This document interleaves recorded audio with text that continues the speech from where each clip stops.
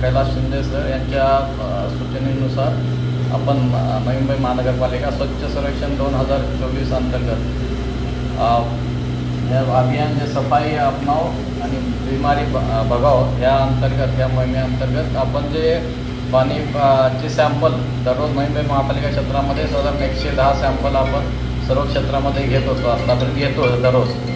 पण त्याच्या पण या मोहिमेअंतर्गत माननीय आयुक्तांच्या निर्देशानुसार या मोहिमेअंतर्गत आज सुट्टीच्या दिवशी रविवारी आपण 1000 सॅम्पल कलेक्ट करणार आहे नागरिकांच्या घरामधून, सोसायट्यामधून, झोपडपट्टी आहे, गावठाण आहे का वाणिज्य क्षेत्रामधून. आणि ते सॅम्पल आपण इथंच आपल्या इन हाऊस टेस्ट करणार आहोत. आपल्याकडं आपण त्यासाठी नवीन इक्विपमेंट घेतलेले टेस्टिंगसाठीचे प्रत्येक विभागामध्ये एक इक्विपमेंट घेतलेले आहे, ज्याच्यामध्ये एकूण आपण 5 टेस्ट करणार आहोत.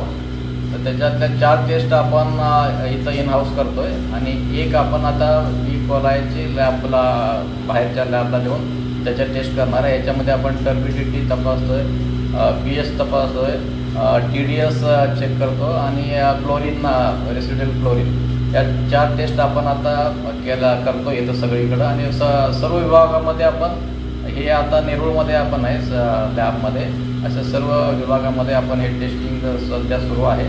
सॅम्पल कलेक्ट केलेले आहेत आणि एकंदरीत 1000च्या वर सॅम्पल.